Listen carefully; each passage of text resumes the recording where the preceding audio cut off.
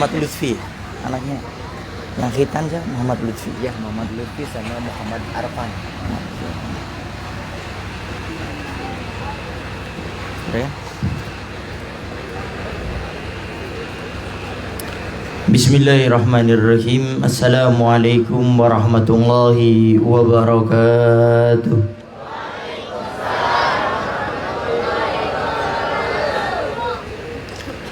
Alhamdulillah. Alhamdulillahi rabbil alamin. Wassalatu wassalamu ala asyrafil anbiya'i wa mursalin sayyidina wa habibina wa syafi'ina wa qurrati a'yunina wa nuri qulubina Muhammad Habibi Rabbil Alamin wa ala alihi wa sahbihi ajma'in. Allahumma salli wa sallim ala sayyidina Muhammad tibil qulub wa dawaiha wa afiyatil abdani wa shifaiha wa nuril absari wa diyaiha wa qutil arwah wa gidaiha wa ala alihi wa sahbihi wa sallim. Allahumma ij'al sarirati khairan min alaniyati wa jalalaniyati salihah, amma ba'du. Al-mukarram al-muhtaram yang sama-sama kita muliakan dan kita hormati selalu para alim, para ulama, para asatidah, penyambung lisan sekaligus penerus perjuangan Nabi kita Muhammad sallallahu alaihi wa alihi wa sahbihi wasallam, yang kita doakan selalu mudah-mudahan para ustadz, para kiai, para ulama, para habaib kita diberikan panjang umur oleh Allah dalam keadaan sehat walafiat. Allah subhanahu wa ta'ala berikan kemudahan kepada beliau baik itu urusan dunia maupun urusan akhiratnya. Allah subhanahu wa ta'ala jauhkan beliau-beliau semuanya daripada fitnah yang terjadi di akhir zaman ini, insyaallah. Amin. Amin ya rabbal. Dan juga tidak mengurangi rasa hormat kami kepada segenap para sepuh, para tokoh masyarakat, wabil khusus kepada ustadz, kiai yang berada di tengah-tengah kita, yang mungkin Al-Fakir tidak bisa sebutkan namanya satu persatu, tapi insyaallah tanpa mengurangi rasa hormat kami kepada beliau-beliau semua, kita doakan mudah-mudahan beliau-beliau semuanya selalu diberikan panjang umur oleh Allah dalam keadaan sehat walafiat. Allah subhanahu wa ta'ala berikan kepada beliau semuanya kesabaran. Allah subhanahu wa ta'ala berikan kepada beliau semuanya keistiqomahan. Allah subhanahu wa ta'ala berikan kepada beliau semuanya keikhlasan, sehingga beliau semuanya bisa memandu kita untuk menjadi manusia mulia di dunia sampai di akhirat, insyaallah. Amin. Amin ya rabbal alamin. Dan juga tidak mengurangi rasa hormat kami kepada segenap para sepuh, para tokoh masyarakat, dan juga segenap aparatur pemerintahan baik sipil maupun militer, terkhusus kepada segenap perangkat desa, baik itu Pak RT, Pak RW, Pak Kuwu atau Bapak Lurah, Bapak Kepala Desa, dan juga segenap staf jajarannya. Kita doakan mudah-mudahan segenap aparatur pemerintahan kita diberikan oleh Allah subhanahu wa ta'ala amanah oleh Allah subhanahu wa ta'ala. Mudah-mudahan dengan adanya beliau-beliau semuanya di tengah-tengah kita menjadikan desa kita ini lebih baik daripada yang sebelumnya, insyaallah. Amin. Amin ya rabbal alamin.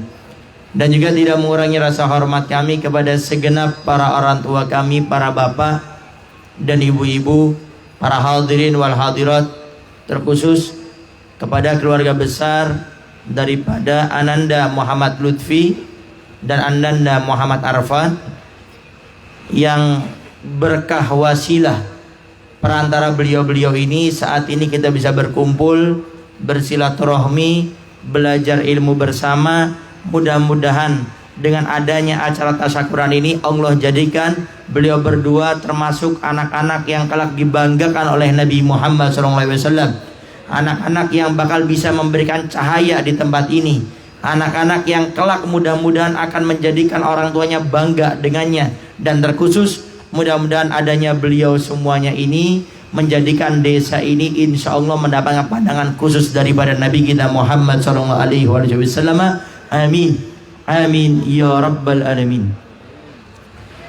Para hadirin wal hadirat yang dimuliakan oleh Allah Subhanahu wa taala, alhamdulillah pada malam hari ini kita masih bisa berkumpul bertatap muka menggunakan waktu yang saat ini masih diberikan oleh Allah kepada kita untuk hidup pada sampai malam hari ini. Saya ini sekarang tinggal di Kuningan, Pak Bu. Kalau 2 tahun yang lalu saya tinggal di Cirebon. Sekarang saya tinggal di Kuningan. 2 hari kemarin itu ada termasuk di Kuningan orang-orang yang bisa dikatakan yang disepuhkan, yang baru saja meninggal. Jadi kemarin satu kiai meninggal, besoknya satu kiai meninggal, punya pesantren. Dan tidak lama RT yang di dekat desa saya meninggal juga. Kalau kita lihat sekarang ini banyak orang-orang soleh yang Allah telah panggil terlebih dahulu daripada kita orang yang banyak dosanya. Sehingga ini harus menjadi evaluasi bagi kita.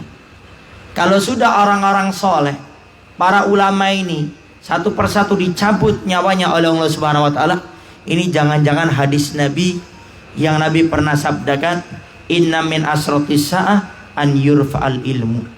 Termasuk tanda-tanda akan datangnya hari kiamat, ilmu itu akan dicabut oleh Allah Subhanahu wa taala. Dijelaskan oleh para ulama apa arti ilmu itu dicabut. Dicabutnya para ulama yang memiliki ilmu agama tersebut. Sehingga kalau sudah para ulama kita banyak yang meninggal, kiai kita, ustadz kita, para habaib kita, tinggal kita ini orang-orang yang banyak dosa, entah disitulah Allah akan gampang turunkan musibah bencana sebanyak-banyaknya. Kalau turun musibah bencana tidak menjadikan iman kita goyang, itu masih mending. Yang kita khawatirkan Allah berikan kita bencana, baik itu daripada tanah longsornya, baik itu daripada banjirnya, baik itu daripada berbagai macam yang namanya bencana. Yang kita khawatirkan iman kita ini tidak kuat. Yang kita khawatirkan ini entar kita punya iman ini bergeser. Ini yang kita khawatirkan. Kenapa? Karena ulama-ulama kita sudah tidak ada lagi satu persatu. Oleh karenanya di mukadimah ini, ayo kita perbaiki kita punya hubungan dengan Allah. Perbaiki hubungan kita dengan Allah, termasuk juga dengan manusia. Jadi sama manusia kita baik, tapi sama Allah juga harus baik. Kenapa? Kita takut tiba-tiba kita malam hari ini dipanggil oleh Allah, kita dicabut nyawanya oleh Allah, ternyata dosa kita masih banyak. Itu yang kita khawatirkan.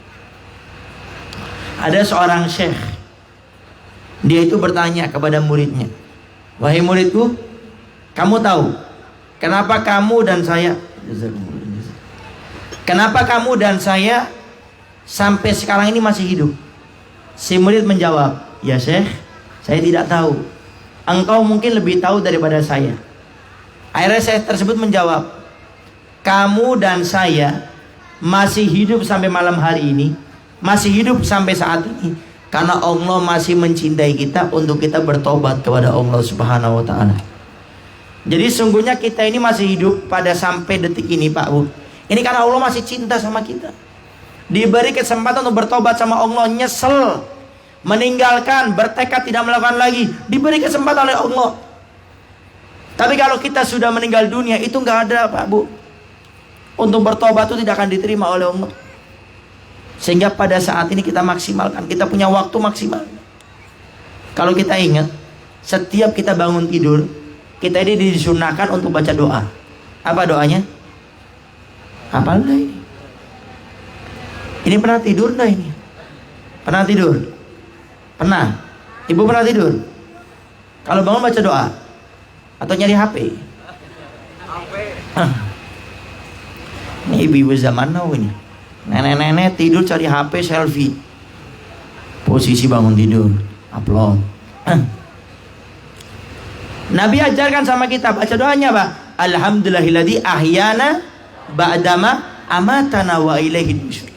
Segala puji bagi Allah yang telah menghidupkan kami setelah Allah matikan kami. Dalam posisi itu akhirnya apa? Wa ilaihi nusyur, dan kelak kita kepada Allah akan kembali kepada Allah, akan dibangkitkan. Semuanya ada pertanyaannya. Sehingga mulai saat ini ayo perbaiki hubungan kita dengan Allah. Jangan sampai kita kemarin sudah masuk bulan Ramadan, kemudian yang namanya masjid musola rame, apalagi kalau sudah masuk waktu Isya, kemudian sekarang masjid musolanya sepi lagi. Itu termasuk kata para ulama bukan orang yang sukses, bukan orang yang beruntung. Orang yang sukses di bulan Ramadan, orang yang beruntung di bulan Ramadan, bukan orang yang di bulan Ramadannya itu ibadahnya semangat, itu biasa. Kenapa? Lingkungannya, keadaannya, orang-orangnya semuanya mengingatkan kita kepada ibadah. Tapi yang namanya orang sukses di bulan Ramadan itu, keluar bulan Ramadan makin istiqomah, makin semangat. Itu orang sukses dalam ibadahnya. Makanya para ulama mengatakan kun robbanian wala takun ramadhanian. Jadilah engkau manusia yang terdidik di bulan Ramadan. Jangan engkau menjadi manusia yang cuma bisa ibadah di bulan Ramadan. Al-Quran tidak pernah ditinggalkan. Kejar target, sebulan harus khatam. Tapi selesai bulan Ramadan nggak pernah megang Quran, ketemunya lagi tahun depan. Itu pun kalau masih hidup. Sehingga ada yang orang ditanya, Pak, kenapa kok Al-Qurannya nggak dibaca lagi? Oh iya Beb, dibacanya ntar, nunggu Ramadan yang akan datang. Nah sekarang buat apa? Saya taruh di depan rumah, depan pintu, ventilasi, saya taruh sana. Untuk apa? Penangkal Beb, biar setan nggak masuk ke rumah saya. Kemudian saya jawab, nggak usah ditangkal, setannya sudah ada di dalam. Sehingga nggak usah. Quran itu Allah turunkan untuk dibaca, direnungi, bukan untuk dijadikan jimat. Maka Al-Fakir ingatkan di Muqaddimah ini, ayo perbaiki hubungan kita sama Allah. Al-Habib Abdullah Al-Haddad dalam kitabnya Adab Sulukil Murid, beliau katakan, kalau seorang hamba pengen menuju kepada Allah, pengen dimuliakan, pengen diangkat derajatnya, pengen diberikan surga yang paling tinggi, pertama kali jalannya, kata Al-Imam Al-Haddad, Habib Abdullah Al-Haddad, caranya adalah memperbaiki taubat kita sama Allah. Tashihu taubati, bertobat ini yang paling penting, Bau. Kalau kita sudah bertobat kepada Allah, itu kita dijamin sama Nabi, at-taibu minad danbi kamala danbalah. Orang yang dia itu bertobat dengan 3 syarat ya. Menyesal, meninggalkan, bertekad tidak melakukan lagi. Janji Nabi, kamala danbalah. Orang tersebut seperti tidak punya dosa. Dalam hadis riwayat yang lain itu seperti bayi yang baru dilahirkan, gak punya dosa. Sehingga untuk mencapai derajat yang tertinggi, dia sangat mudah. Dikatakan kelak di hari kiamat surga itu jumlahnya seperti ayat Al-Quran, 6.666 ayat. Walaupun di dalam beberapa keterangan kitab, khususnya di ilmu ulumul Quran, itu di sana banyak perbedaan pendapat. Cuma jumhur kebanyakan mengatakan jumlah ayat Al-Quran itu 6.666 ayat. Dan itu kata para ulama, jumlah surga pun sebanyak ayat-ayat Al-Quran. Nah, orang yang paling tinggi derajatnya kelak itu, kalau mau ke surga yang di dalamnya ada Nabi Muhammad SAW, ada sahabat-sahabat Nabi, ada para wali-wali kutub, ada para aulia, para ulama, itu syaratnya kata Habib Abdul Haddad, pertama kali tobatnya dulu yang benar. Ustaz, bagaimana kalau saya bertobat ngulangi lagi? Entah naon-naon, gak ada masalah, it's okay, no problem. Syaitan, iblis tidak pernah putus asa mengajak kita ke neraka. Kenapa kita putus asa untuk menuju Allah dengan taubatnya? Contoh, ada yang kalau setiap hadir majelis taklim itu matanya nggak bisa dijaga. Matanya kayak gini nih. Matanya muter ya. Kemudian dia pengen bertobat sama Allah. Ya Allah, saya pengen tobat, saya pengen jaga mata saya. Kemudian hadir majelis diulangi lagi. Lalu bagaimana? Tobat sampai kapan? Sampai kita meninggal dunia tobat terus. Kalau saya ulang lagi, tidak apa-apa, entah naon-naon. Allah tidak pernah bosan menerima tobat kita sampai kita yang bosan untuk bertobat kepada Allah. Allah tidak pernah. Wahsy yang pernah membunuh paman Nabi Asadullah Sayyidina Hamzah. Itu Sayyidina Hamzah itu sangat dicintai sama Nabi. Ini sebagian orang suka salah paham waktu Nabi ngusir Wahsy. Nah, ini perlu kita jelaskan. Kalau tidak salah Syekh Ramadan Al-Buti juga menjelaskan dalam kitabnya Fiqh Sirah. Jadi waktu Nabi mengusir Wahsy itu bukan karena benci dendam dengan Wahsy karena membunuh paman Nabi yang namanya Sayyidina Hamzah, bukan, tapi takut minder. Kenapa? Karena Wahsy membunuh pamannya Nabi, yang otomatis paman Nabi ini sangat dicintai oleh sahabat-sahabat Nabi, sehingga disuruh pergi terlebih dahulu. Coba lihat, waktu Wahsy bertobat sama Allah, dimuliakan derajat oleh Allah. Jadi yang penting jangan mikirin saya ngulang lagi, pokoknya setiap maksiat tobat, bet ngulang lagi, tobat lagi, sampai kapan? Sampai masuk kuburan baru selesai. Ada sebagian orang tuh, beb saya takut main-main tobatnya. Yang penting setiap kita tobat, evaluasi. Kalau ngulang lagi, kenapa saya bisa ngulang? Kalau sudah berusaha evaluasi, makin baik, ngulang lagi, tobat lagi. Sampai kapan? Sampai mati. Sekali lagi, Allah tidak pernah bosan menerima tobat kita. Sampai kita yang bosan untuk bertobat kepada Allah. Tidak pernah bosan. Wahsy kafir, banyak bunuh sahabat Nabi. Bahkan paman Nabi sampai dibunuh oleh Wahsy. Waktu bertobat, dia angkat derajatnya sama Allah. Maka bulan Ramadan kemarin jadikan cambukan untuk kita. Masjid musola jangan sampai sepi. Jangan sampai seperti sebagian musola bulan Ramadan itu musolanya dicat, masjidnya diperbagus, karpetnya baru. Ramadan selesai, Ramadan hilang lagi. Karpetnya masih ada, catnya masih ada, musolanya ada, masjidnya ada, orangnya ente. Tahu kemana itu? Hati-hati, ini kalau masjid musola kita bisa ngamuk, bisa ngambek, ya hati, ntar jalan-jalan masjid musolanya kapok. Para hadirin wa hadirat yang dimuliakan oleh Allah Subhanahu wa taala. Kemudian saat ini kita hadir dalam acara walimatul arus. Dalam acara walimatul khitan. Khitan atau kita kenal namanya sunatan. Kalau di dusun Wage ini apa? Wage ya. Mana kepala desanya nih? Wage. Terus apa tadi?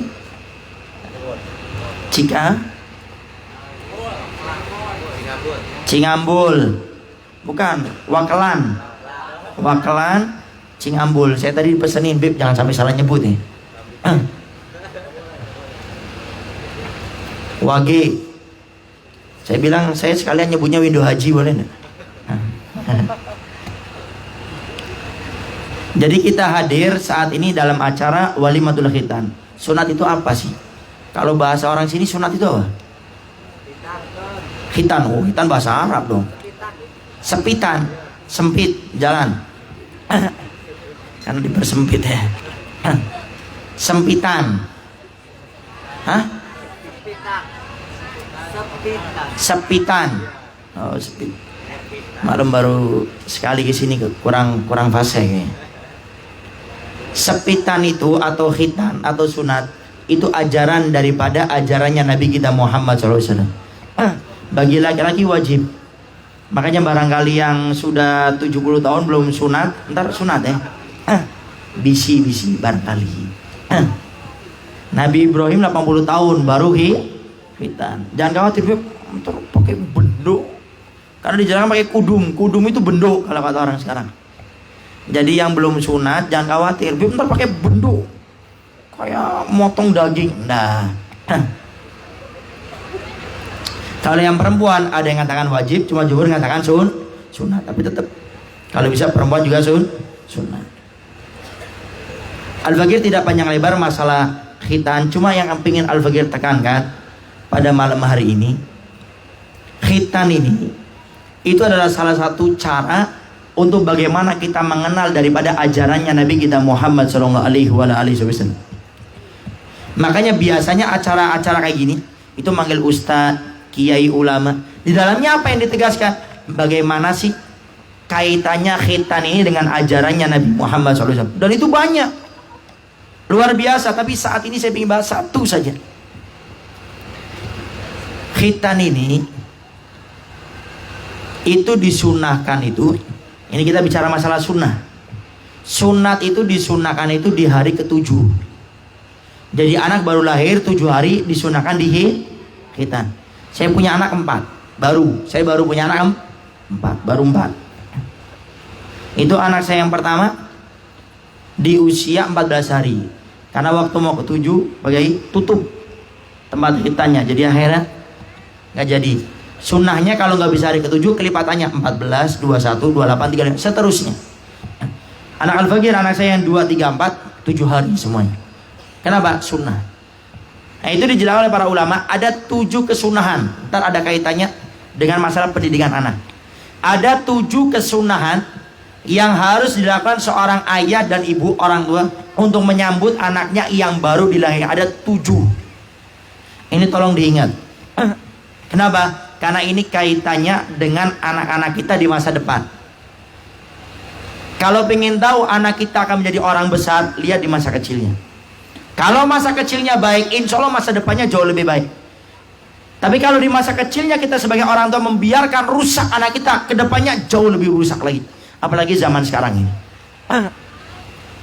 Sehingga ini 7 ini ada kaitannya bagaimana cara mendidik anak agar anak kita menjadi anak yang soleh dan soleha. Karena sekarang ini banyak orang tua itu pengen punya anak instan semuanya. Saya tadi pagi sekitar jam 8 ada orang tua datang ke rumah saya. Kebetulan Al-Fagir saya punya majelis di Kuningan, di Window Haji, namanya Majelis Al-Wasilah. Itu di sana kita buat program namanya program nikah. Menjadi jomblo-jomblowati yang khawatir gak bisa nikah, itu kita nikahkan di majelis. Alhamdulillah kita sudah dapat 3 alumni. Ada 3 orang sudah nikah. Ini sudah ada masuk 7 orang laki-laki, kalau nggak salah 7 orang perempuan. Bentar mau diurus. Nah itu kita pagi tadi orang tuanya datang memastikan, Habib bagaimana nasib anak saya? Loh kenapa? Ini saya anak saya yang tadi ikut daftar. Oh iya. Kemarin saya sudah bilang sama Kang Lutfi yang ngurut, itu ntar akan diproses tidak di bulan Ramadan, biar khusyuk ibadahnya. Bulan Syawal kan kita proses. Baik. Cerita panjang lebar. Nyambung ke anaknya. Beb, saya punya anak yang kedua, usia sudah 17 tahun di SMK. Tapi kalau masalah sholat sulit, Beb. Sangat sulit sekali. Kadang saya harus marah-marah. Dan ternyata anak saya ini juga hobi megang HP. Jadi kalau sudah megang HP ini, Beb, lupa sama segalanya. Kira-kira bagaimana, Beb, biar anak saya jadi anak yang soleh, cuy. Jadi ustadz-ustadz nih harus punya kayak sula abrakadabra, soleh, langsung jadi soleh. Emang sinetron. Kalau sinetron celing jadi baik. Ini kan sinetron nyata ini. Sehingga Al-Fagir ingatkan, Bu, Pak, di mana-mana kalau pengen anak soleh dan soleh itu dari awal dididik yang benar semenjak kecil. Buka kitab Manhajus Sawi, Fi Thariqati Bani Alawi, karangan Habib Zain bin Ibrahim bin Smith, Mufti Madinah. Sampai sekarang beliau masih hidup juga. Mudah-mudahan Allah berikan kepada beliau panjang umur, sehat walafiat insyaallah. Itu di sana banyak diceritakan bagaimana aslafuna soleh, orang-orang soleh dulu didik anak-anaknya. Itu Al-Fagir waktu belajar dengan Ustaz Segab Baharun, itu beliau menjelaskan, sangkin orang tua dulu takut anaknya rusak di masa kecilnya, itu rumahnya dibuat pagar kayak penjara. Pagar. Itu zaman dulu, gimana sama zaman sekarang? Yang orang tua gampang ngasih anak HP, anaknya keluar dibiarkan. Ini problemnya, tapi asal muasalnya ini ya ini dari masa kecil. Jadi 7 perkara ini tolong diperhatikan. Yang pertama, disunahkan orang tua itu kalau anaknya baru lahir disunahkan untuk diadzani dan diiqomati. Itu sunnah. Di antara hikmahnya, kenapa kok bayi lahir kok disunahkan untuk diadani, diiqomati? Nah, di sana dijelaskan bahwasanya agar yang pertama kali mereka dengar para bayi namanya Allah, namanya Rasulullah, dan ajaran syariat Nabi kita Muhammad sallallahu alaihi wasallam. Itu di antara beberapa hikmahnya. Diadani, diiqomat. Semenjak lahir diajarkan langsung bagaimana kenal Allah dan Rasulnya. Semenjak lahir diajarkan bagaimana anak saya ini mengikuti ajarannya Nabi Muhammad SAW. Yang kedua, setelah diadani diiqamati, disunahkan orang tua menyambut bayi yang baru dilahirkan itu apa? Ditahnik. Tahnik. Tahnik itu apa? Memasukkan sesuatu yang manis ke mulut bayi sambil digerak-gerakkan di mulut bayi. Itu tahnik, sunnah. Imam Hasan atau Imam Husain, waktu Nabi mendengar baru dilahirkan, Nabi langsung menuju kepada anaknya Sayyidah Fatimah, kemudian langsung ditahnik oleh Rasul. Tahnik yang disunahkan itu pakai kurma. Batas umurnya berapa? Disunahkan baru lahir langsung ditahnik. Kalau ada orang-orang soleh kita udah ditahnik, tahnik boleh? Tidak apa-apa, tabarukan, ambil berkah. Tapi kalau bisa, kalau sudah agak gede nggak usah ditahnik, kesian. Saya pernah lihat ada ustadz mentahnik anak sudah 1,5 tahun, itu jempolnya sama jarinya tuh masuk digigit akhirnya soalnya 1,5 tahun. Ya, itu yang kedua, ditahnik.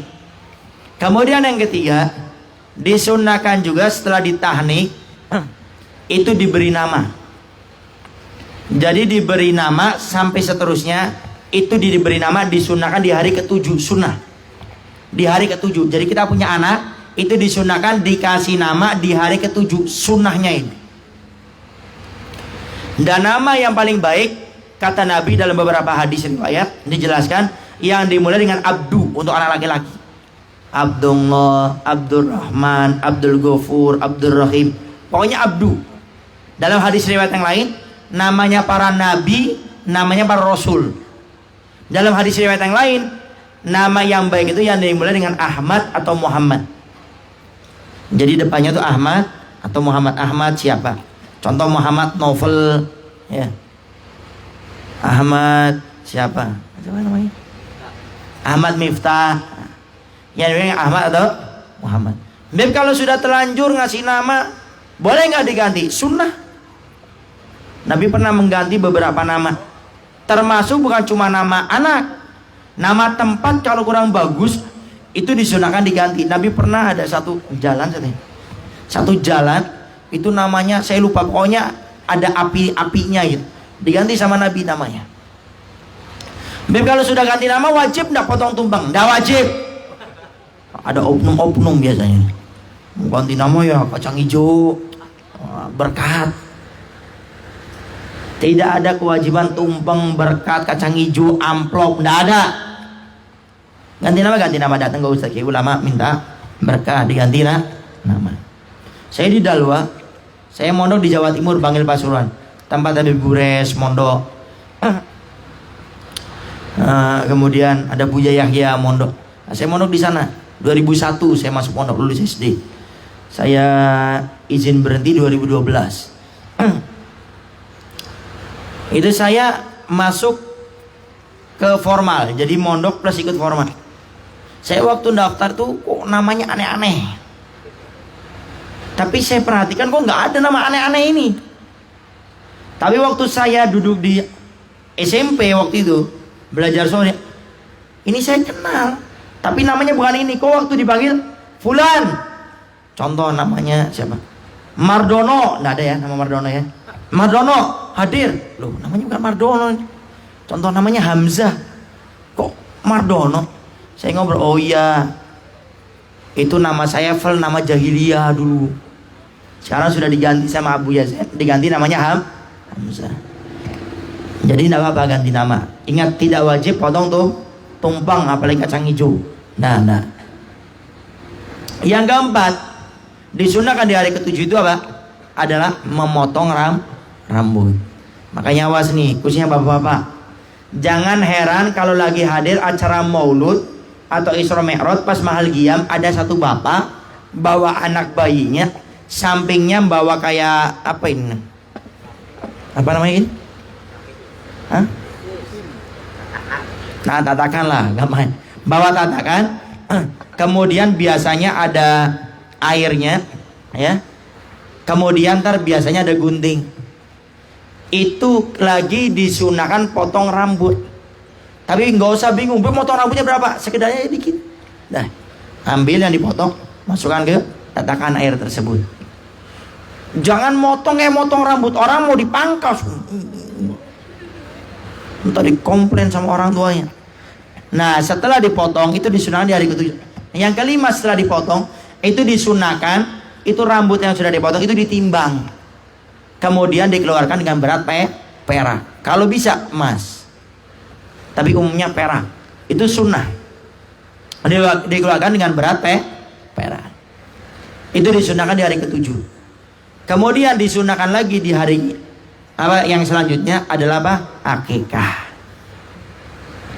Itu akikah juga disunahkan di hari ketujuh. Makanya biasanya di hari ketujuh itu rombongan. Di hari ketujuh itu biasanya rombongan semuanya, ngasih nama, motong rambut, ditimbang, kemudian juga akikah sama hitan. Itu biasanya dibarengkan semuanya. Ya. Apa kaitannya Ustadz Habib? Nah, saya nggak usah panjang lebar masalah akikah macam-macamnya.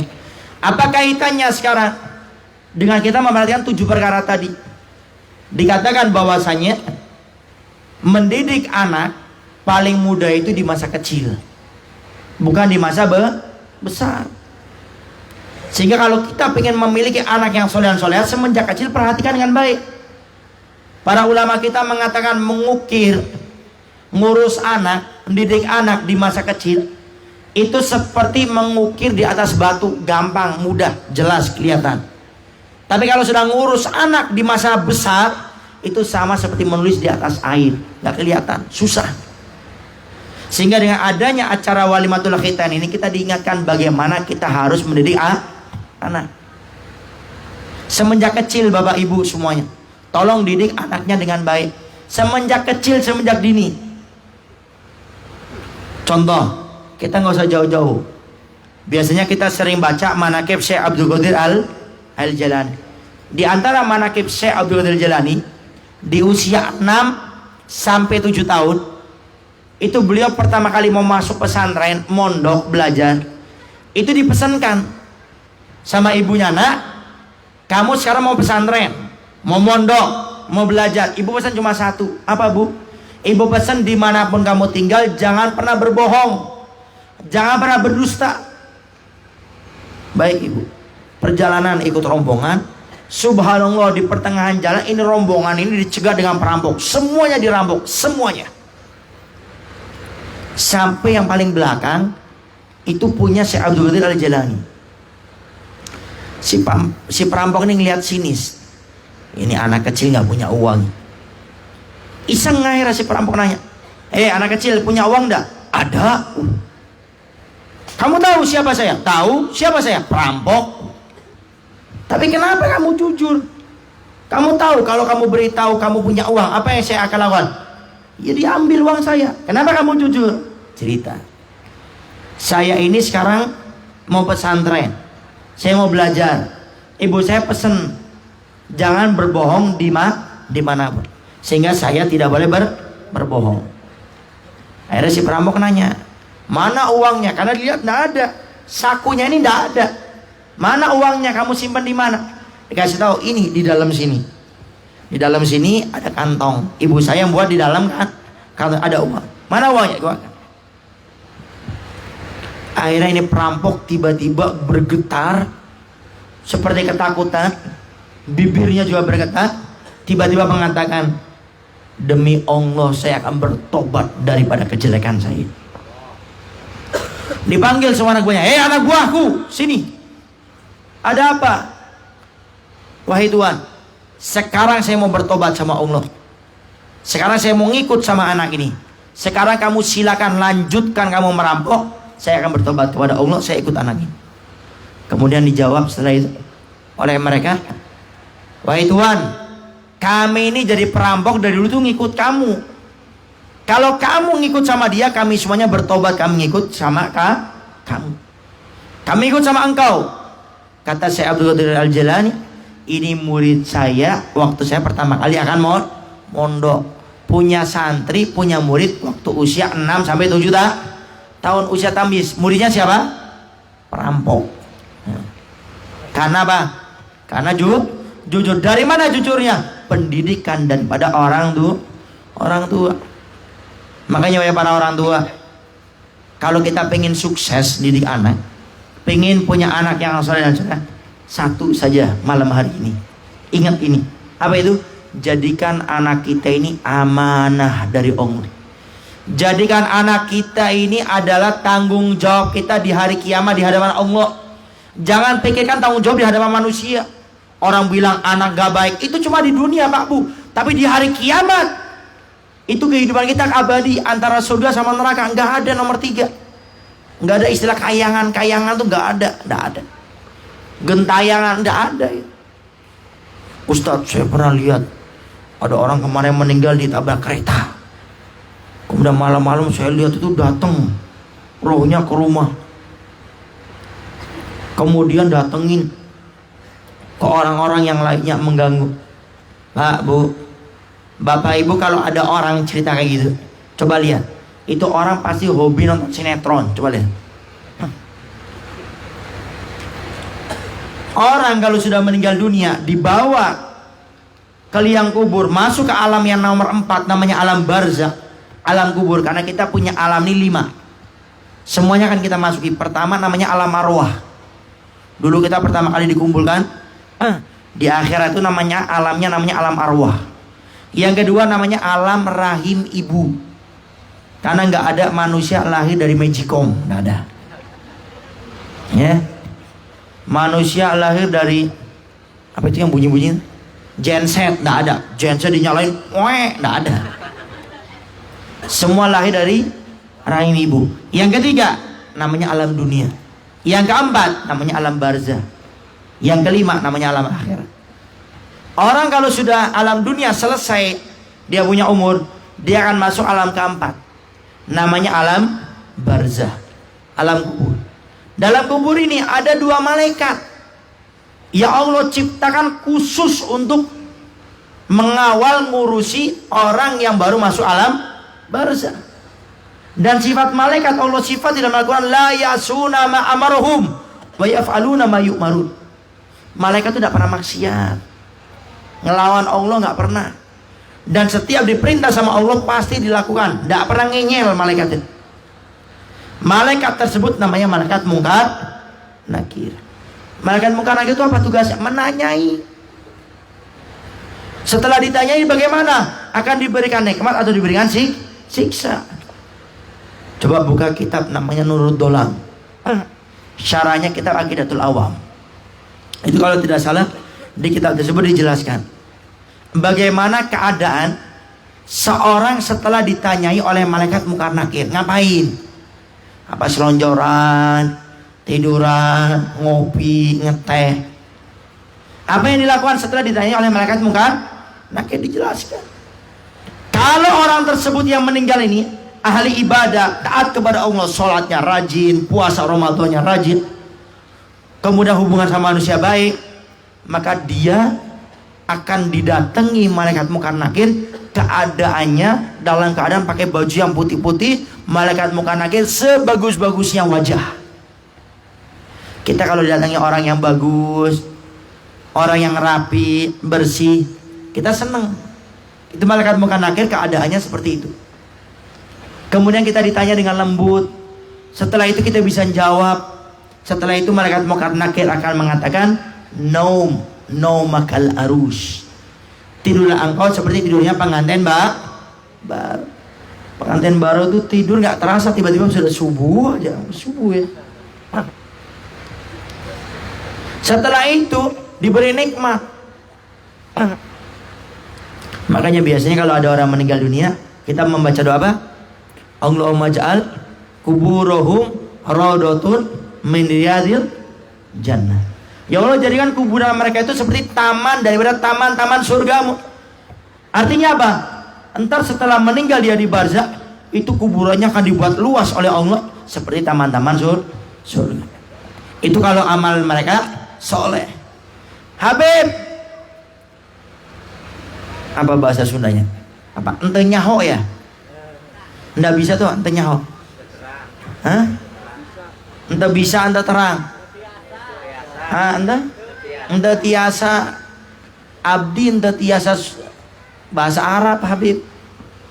Kira-kira ada translate enggak ini malaikat nalik? Ia menjawab itu bukan lisan kita, Pak Bu. Sebetulnya yang menjawab itu adalah amal soleh kita, sehingga gak usah khawatir. Yang penting saat ini kita fokus, sholat 5 waktu jangan ditinggal. Kalau pernah meninggalkan diqodho, kemudian puasa dilakukan. Kalau ibu-ibu yang kemarin punya utang, datang bulan atau datang bintang atau datang apa, diqodho. Jangan saya masuk Ramadan yang akan datang. Kalau kita urusan sama Allah nggak baik, sama manusia nggak baik, itu malaikat muka nakir itu akan datang, semua tempat bergetar, semua tempat di kuburan kita. Kemudian dikatakan wajahnya lebih hitam daripada wajahnya ibu-ibu yang ada di dapur, lebih hitam dari itu. Setiap berbicara keluar kobaran api, setiap melihat ke kita ini keluar petir yang menyambar. Dan kita gak bisa jawab, dipukul sampai 28 hasta nembus ke dalam bumi. Sampai kapan? Sampai datangnya hari kiamat disiksa. Makanya hati-hati. Kita punya anak, ini amanah dari Allah. Jadi betul-betul harus dijaga, Pak Bu. Dari sekarang kita biasakan anak kita dikenalkan dengan Nabi kita Muhammad SAW. Bagaimana caranya Ustaz? Pesantren, mondok. Ustaz Habib kalau mondok ntar kalau sudah lulus mau makan apa? Sekarang saya tanya Pak Bu, pernah lihat orang gila makan semen? Orang gila makan semen pernah? Kalau orang gila ngobok-ngobok tong sampah, itu saya berapa kali ya? Itu yang diambil makanan sama minuman. Tidak pernah sampahnya dimakan selama saya hidup di Pemalang, Cirebon, sekarang di Hunia. Itu orang gila yang katanya nggak punya akal. Kenapa kita sebagai orang tua yang punya akal bingung? Allah sudah ingatkan, wa ma min dabatin fil ardi illa 'alallahi rizquha. Tidaklah binatang yang merata termasuk manusia, rezekinya sudah dijamin oleh Allah, nggak usah khawatir. Yang penting kita usaha, ikhtiar, semua rezeki sudah ada jaminannya.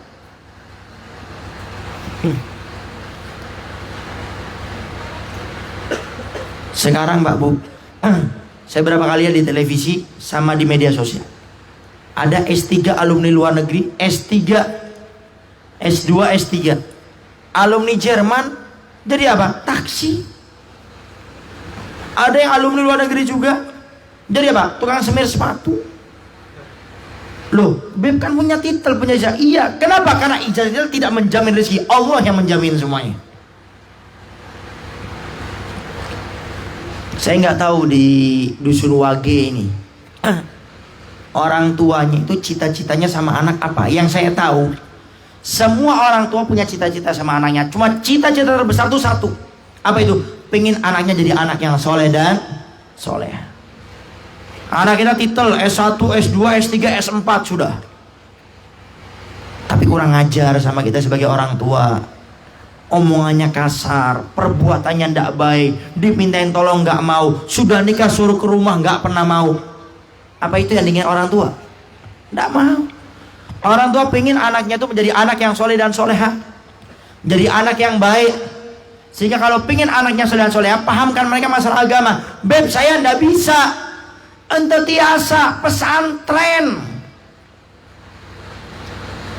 Saya ini Pak Bu, alumni pondok Tulen saya ini. Saya 2001 masuk sampai 2012, 11 tahun saya di Dalwa. Alhamdulillah sekarang saya hidup alhamdulillah. Gini-gini saya punya toko Pak Bu. Kalau ke Windu Haji mampir nah. Gini-gini saya punya toko alhamdulillah.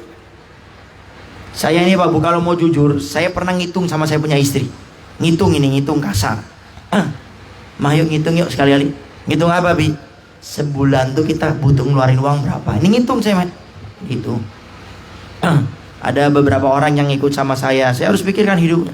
Saya hitung Pak Bu, saya sebulan itu paling tidak harus punya uang 13 juta. Sebulan punya uang harus 13 juta. Ini harus. Kenapa? Karena ada beberapa orang yang saya jamin. Saya punya adik mondok di Al-Bahjah, saya yang megang, karena orang tua saya sudah meninggal semua. Saya punya Umi 2012, saya punya Abah 2013. Saya anak laki-laki satu-satunya. Saya anak laki-laki pertama, 2, 3, 4 perempuan. Padahal uang waris ada, cuma pas uang waris kita simpen buat adik saya, ntar kalau sudah menikah baru ntar dipakai. Tapi alhamdulillah. Kalau saya pikir stres pasti. Saya ngandelin toko itu baru buka setahun, bahkan belum nyampe Mei ntar akhir-akhir setahun 13 juta. Ngandalkan toko nggak bakal bisa. Tapi kenapa sampai sekarang saya masih adem, bisa kecik-icing, nggak stres mikirin 13 juta per bulan. Kenapa? Karena saya yakin yang menjamin rezeki saya adalah Allah Subhanahu wa taala. Tinggal saya berusaha, saya berjalan, saya fokus sama saya punya kewajiban sama Allah, saya jaga hubungan baik sama manusia.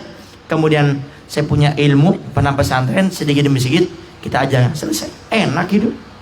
Yang menjadikan hidup kita nggak enak ini kalau kita sudah mulai ngatur hidup kita sendiri. Itu yang buat hidup kita nggak enak. Ngatur. Entar kalau saya besok nggak punya uang gimana? Ngatur, pasti sumpah ke orang itu. Nggak usah banyak ngatur. Yang besok biar besok, yang penting sekarang.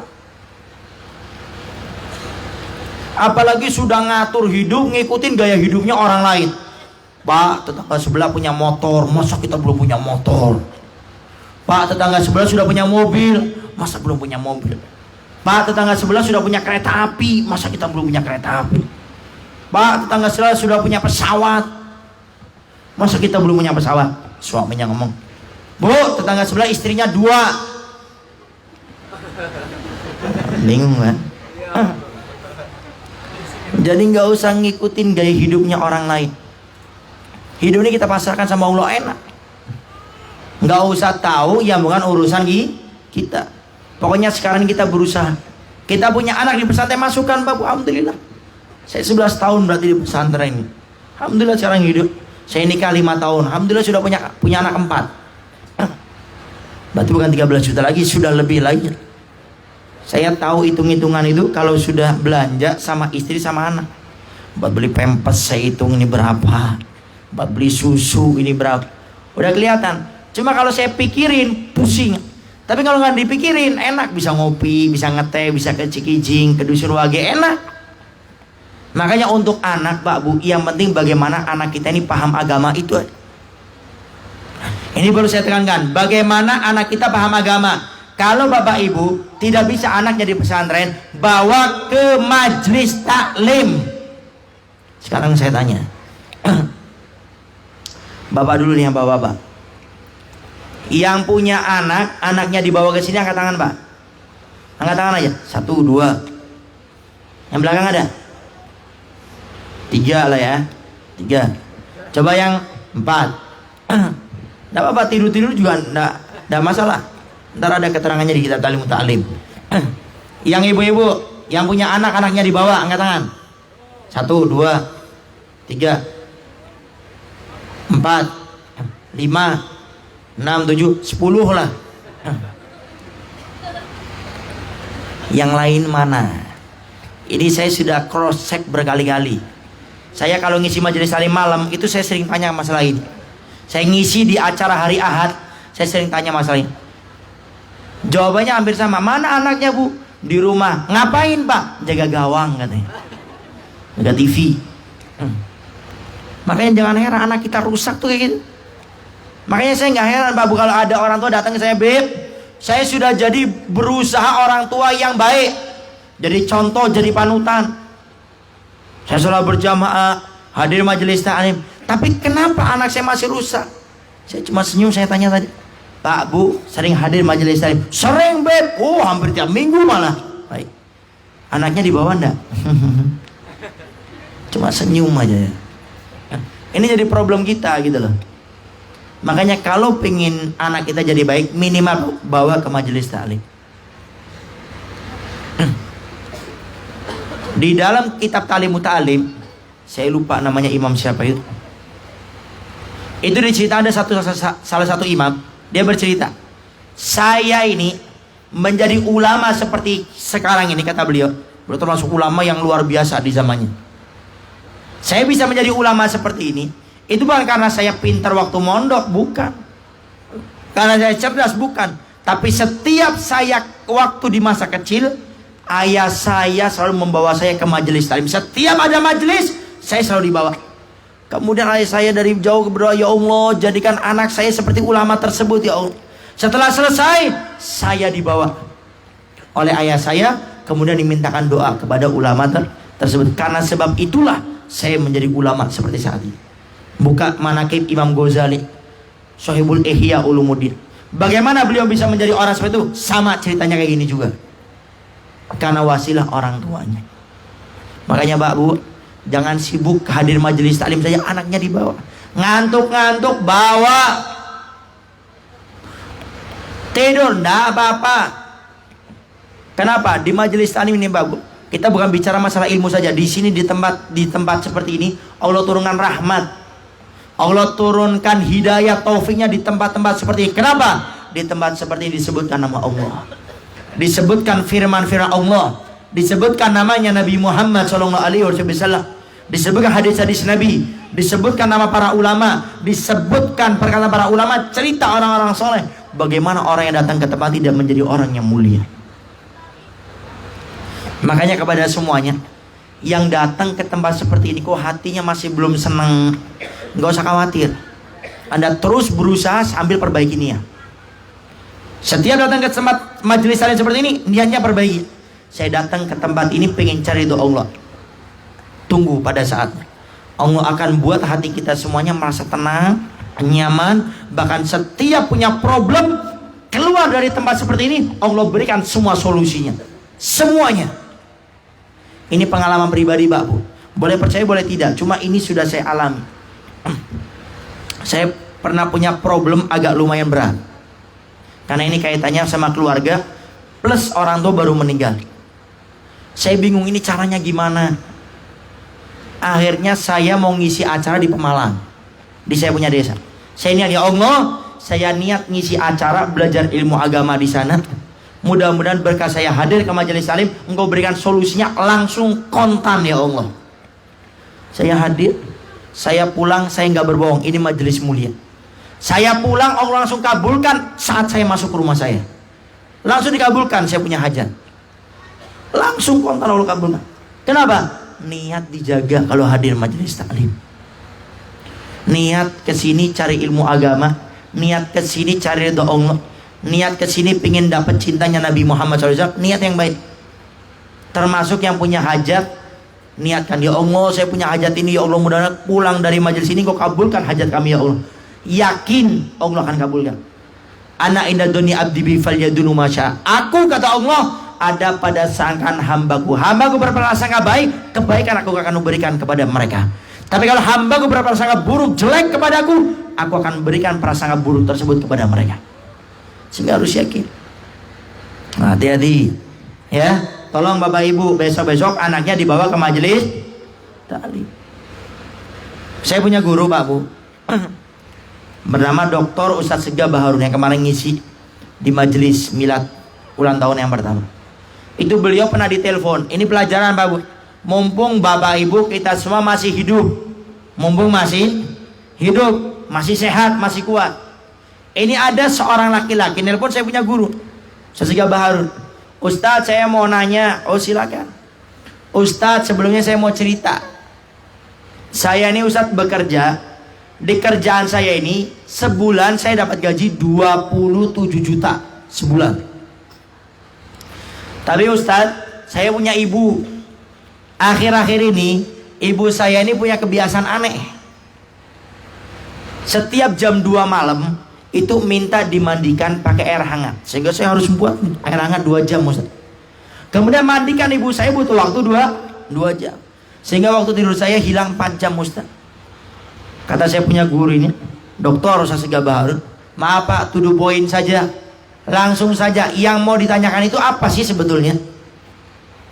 Apa kata si anak ini? Ustadz, boleh tidak kalau ibu saya suntik mati saja langsung?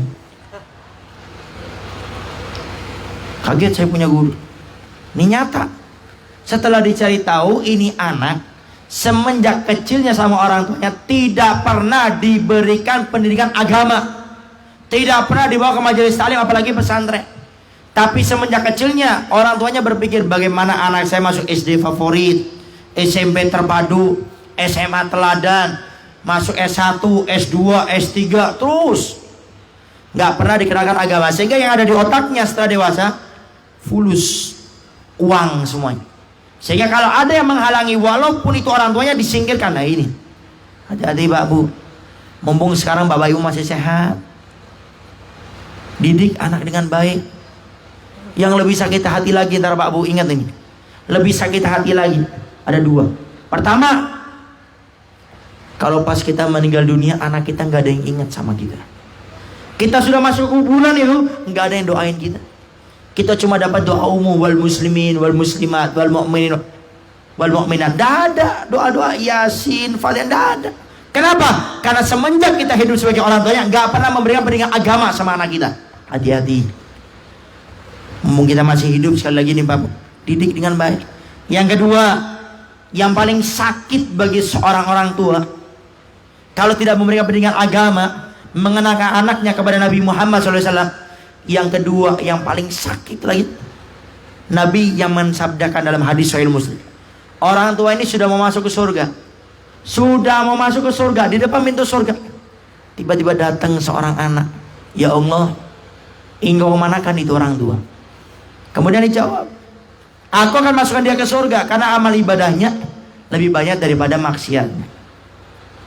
Ya Allah, saya anaknya. Allah jawab, iya kamu anaknya, tapi kan kamu bermaksiat, kamu nggak pernah sholat, sehingga tempatmu di neraka, orang tuamu di surga, ahli ibadah. Si anak komplain, ya Allah, memang saya nggak pernah sholat, saya nggak pernah puasa, judi, zina, pacaran, semuanya saya lakukan. Tapi ya Allah, setiap saya meninggalkan sholat, ibu saya tidak pernah mengingatkan saya. Setiap saya tidak puasa di bulan Ramadan, ayah saya acuh, nggak mau ngurus sama saya. Saya keluar dengan laki-laki, perempuan yang bukan mahramnya, saya teleponan, SMS-an, chattingan, nggak ada yang peduli, semuanya orang tua. Maka saya meminta kepadamu ya Allah, saya minta keadilanmu pada hari ini ya Allah. Apa Allah jawab? Hei orang tua, betul dia anakmu? Betul ya Allah. Betul apa yang dia ucapkan? Betul ya Allah. Wahai malaikat, seret ini orang tua sama anaknya ke nerakaku sekarang juga. Orang tua sudah mau masuk surga, sudah melewati maksad, sudah melewati mizan, tempat penerimaan kita, sudah melewati jembatan Shiratal Mustaqim. Yang kata Nabi, jembatan Shiratal Mustaqim ini lebih lembut dari rambut satu yang dibelah menjadi 7, lebih tajam daripada pedang, perjalanannya 500 tahun, di bawahnya terbentang lebar api jahanamnya Allah Subhanahu wa taala. Ini sudah lewat. Di depan pintu surga, tiba-tiba anak yang ibu kandung, kita kandung 9 bulan, bapak capek-capek melawan terik matahari, ternyata di hari kiamat dia yang mencegat kita, menyeret kita ke nerakanya Allah Subhanahu wa taala. Naudzubillah min dzalik. Oleh karenanya sekali lagi Babu, mumpung masih sehat, masih mampu, tolong ajarkan anak kita bagaimana kenal dengan Nabi Muhammad SAW. Ajarkan anak kita bagaimana kenal agama. Ajarkan anak kita biar tahu mana yang halal, mana yang haram. Kalau kita nggak mampu, ada pesantren, ada madrasah, ada pendidikan agama. Kalau nggak mampu, bawa ke majelis taklim. Sekali lagi Babu, ingat anak kita amanah, bukan bonus dari Allah. Kullukum ra'in wa kullukum mas'ulun an ra'iyati, kata Nabi. Setiap di antara kalian pemimpin, dan setiap pemimpin akan diminta pertanggungjawabannya atas apa yang dia pimpin. Oleh karenanya, Bapak Ibu yang dimuliakan oleh Allah Subhanahu wa taala, intinya ayo pada saat ini kita pulang ntar ke rumah masing-masing, lihat anak kita bagaimana sholatnya, bagaimana keadaan kita punya anak perempuan, sudah nutup aurat belum, pergaulannya bagaimana. Sehingga ini yang harus kita perhatikan.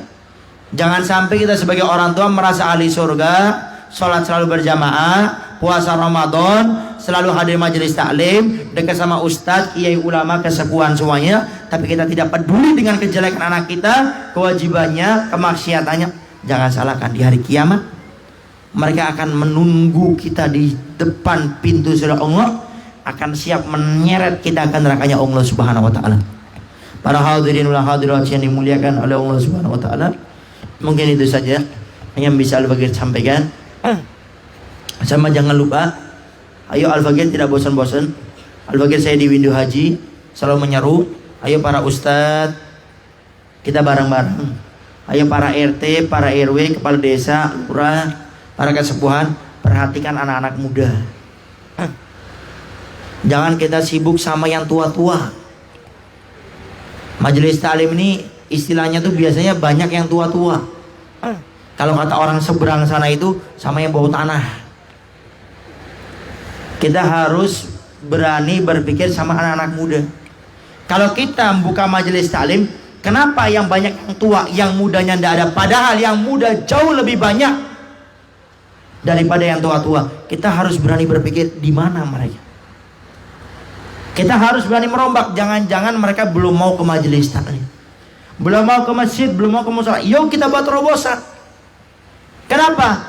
Sekarang kita yang ustadz kayak ulama, baik yang punya pesantren, yang tidak punya pesantren, yang jadi DKM masjid, mushola ataupun tidak, yang punya majelis ataupun yang tidak, ingat, semua perjuangan kita yang akan meneruskan mereka anak muda. Ada sekarang berjuang 30 tahun, 50 tahun, 70 tahun, tetap akhirnya akan pupus. Apa? Pupus ya, meninggal. Halus itu ya, halus ya. Akan pupus semuanya, akan meninggal. Sehingga yang akan menggantikan kita siapa? Anak muda. Makanya ayo pada saat ini para ustadz kayak ulamanya buat kumpulan khusus sebulan sekali. RT RW-nya, lurah, kepala desa kumpul. Kita buat program-program baru. Program maghrib mengaji. Pastikan semua anak muda ngaji. Kemudian yang ngajari ngajinya ada. Buat program. Ini saya berbagi, bukan menggurui, sekali lagi ini berbagi. Saya di Windu Haji punya program namanya ngopi, ngobrol perkara iman. Ini audiennya 95% anak muda semuanya. Jadi caranya bagaimana, Beb? Saya cari tempat mereka nongkrong. Nongkrongnya di mana? Ada yang di warung. Nongkrongnya di mana? Ada yang di tempat temannya. Setelah itu saya lihat kepalanya siapa. Setelah saya tahu kepalanya saya, besok saya silaturahmi ke rumahnya. Saya punya 8 tempat. Ini 2 minggu sekali saya buat ngopi. Ada satu minggu sekali. Itu saya datang ke kepala-kepalanya. Jawabannya hampir sama. Apa itu? Beb, saya sudah bosan. Saya nggak mau generasi saya yang muda-muda ini rusak seperti saya. Cuma saya bingung. Belum ada ustadz yang mau merangkul mereka. Ustadznya maunya di masjid, di mushola, di pesantren, di majelis. Nongkrong di warung tuh masih belum ada yang mau. Nongkrong di tempat kita ini enggak ada yang mau. Sehingga kalau HB mau, saya siap dulu. Alhamdulillah. Itu saya waktu buat ngopi, Pak Bur. Hampir rata-rata pakai celana pendek, pakai lekton, keleknya kelihatan. Apa lekton tuh apa? Kelek katon ya, kelek kelihatan. Saya nggak punya aturan. Jadi terserah mau yang rokok, mau yang terserah. Tapi alhamdulillah selama ini nggak ada yang sambil minuman keras, nggak ada. Cuma pernah dengar ada. Jadi nanya sambil sempoyongan, ternyata habis minum. Tapi hadir acara. Tapi setelah pertemuan yang kedua, nggak ada lagi yang pakai celana pendek. Dan saya pribadi nggak ada nyuruh sama sekali. Programnya bagaimana, Beb? Programnya nggak ada baca wirid, nggak ada baca mutib, nggak ada baca maulid, baca kitab, nggak ada. Programnya cuma ngopi, ngobrol perkara iman, tanya jawab. Dari jam 8 sampai jam 10.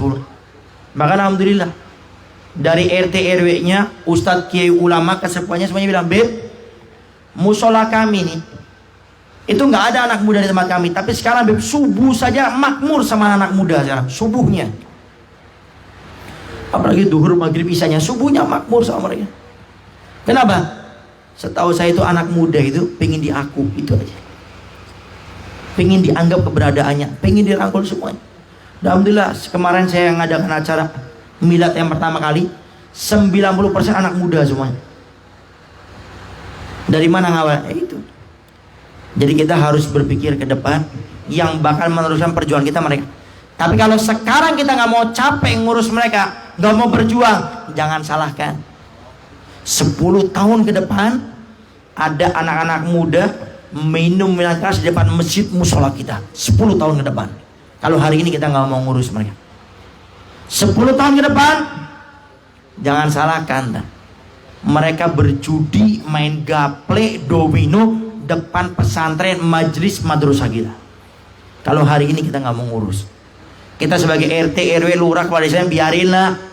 Kita sebagai ustadz, kayak ulama, cukup pesantrennya, majelisnya, masjid musolanya. Jangan salahkan, karena ini sudah ada beberapa kejadiannya. Karena nggak mau ngurus, nggak mau capek, nggak mau ruwet. Kalau bareng-bareng semuanya akan mudah. Menjadi repot kalau kita merasa sendiri. Kalau kita bareng-bareng semuanya mudah. Saya punya ngopi, setiap saya buat ngopi di tempat manapun di Window Haji, ustadz setempat saya tarik bareng-bareng sama saya. Kenapa?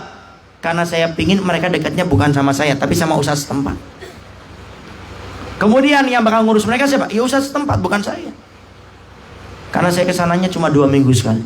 Dan alhamdulillah Pak Bu, saya punya tempat ini ada istilah zona merah. Jadi zona merah ini sudah terkenal judi, minuman keras. Alhamdulillah responnya luar biasa. Bahkan ada yang tempat menjadi tempat katanya penjual minuman keras, sentral bahkan. Malah di sana paling ramai.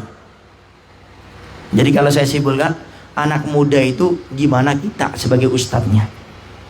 Anak muda gimana kita sebagai RT, RW, lurah, kepala desa, kesepuhannya. Kalau kita mau duduk sama mereka, nyantai sama mereka, insya Allah. Saya setiap ngopi dari pertama sampai hari ini, saya tidak pernah pakai kayak gini Pak Bu. Tidak pernah. Saya setiap ngopi itu kalau tidak pakai jaket, pakai sweater, baju hijau lengan panjang, kopiah warna, sarung. Sistemnya tanya jawab. Tapi alhamdulillah dari sana mereka banyak tahu masalah agama, banyak tahu masalah ini. Mungkin remeh tanya jawab seperti itu, tapi luar biasa. Pertanyaan masalah fikih, masalah tasawuf, bahkan ada yang nanya masalah bahasa Arab. Kalau nggak salah ada yang nanya sampai masalah nahu apa sorof waktu itu. Nah jadi ini berbagi, barangkali ntar bisa digunakan di tempat ini, silakan. Dan ini saya waktu ngisi di Medan di Aceh, saya bawa program ini. Alhamdulillah responnya luar biasa. Ya Allah, terobosan baru. Duduk sama mereka. Dan gak usah dibawa ke kafe-kafe, repot. Anak-anak muda sudah kantongnya tipis, bawa ke kafe itu bayangannya sudah pusing. Saudara. Beb digratiskan, tapi sebagian orang tuh gak mau. Makanya saya punya program ngopi, saya gak pernah ngatur tempatnya. Mereka nongkrong di mana, saya di sana. Saya punya tempat kecil, Pak. Masuk gang kecil, mereka nongkrongnya di warung-warungnya kecil. 50 meter kuburan depannya. Nongkrong di sana, tanya jawab. Tapi alhamdulillah dari sana luar biasa anak mudanya.